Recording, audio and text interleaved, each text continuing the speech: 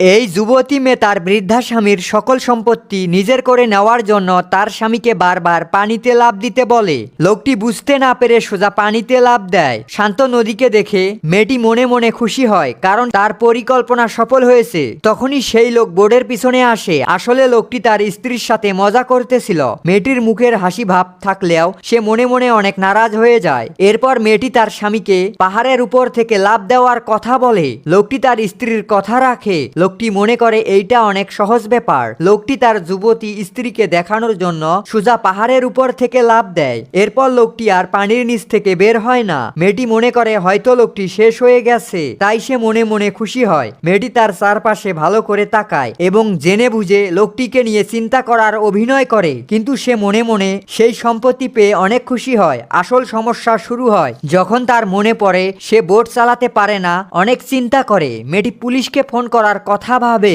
কিন্তু এই জায়গা অনেক দূরে এবং নির্জন হবার কারণে সেখানে নেট নেই। মেয়েটি সাহায্যের জন্য চিৎকার করে, কিন্তু কোনো জবাব পায় না। কোনো উপায় না পেয়ে মেয়েটি কান্না করে কোনো কাজ হবে না, তাই মেয়েটি বোট চালানোর চেষ্টা করে। মেয়েটি কোনোভাবে বোট চালু করে। কোনোদিন বোট না চালানোর জন্য সে একটি ভুল করে, যার কারণে বোট চারপাশে ঘুরতে থাকে। মেয়েটি অনেক ভয় পায় এবং চিৎকার করে। এরপর মেয়েটি সেই বোটকে থামানোর জন্য সেই বোর্ডের চাবি খুলে ফেলে, আর সেই চাবি সোজা পানিতে পড়ে যায়। মেয়েটি থেমে গেলেও তার সামনে আরো বড় বিপদ চলে আসে। মেয়েটি সামনে তাকাতেই দেখতে পায় সামনে একটি ঝর্ণা আছে। মেয়েটি তার সকল জিনিস নেয় এবং পানিতে নামতে চায়, কারণ বোর্ডে থাকলে হয়তো সে শেষ হয়ে যাবে। যখন সে পানিতে নামতে যাবে তখনই তার মনে হয় সে সাঁতার জানে না। মেয়েটি বোর্ডে থাকা লাইফ জ্যাকেট পানিতে ফেলে দেয়। মেয়েটি জানতো না সেই জ্যাকেট কিভাবে ব্যবহার করে, যার কারণে সেই জ্যাকেট তার কাছ থেকে অনেক দূরে চলে যায়। এমন অবস্থায় কোনো উপায় না পেয়ে মেয়েটি সোজা বোর্ডের একটি কেবিনে লুকিয়ে পড়ে। কয়েক মিনিটের মধ্যে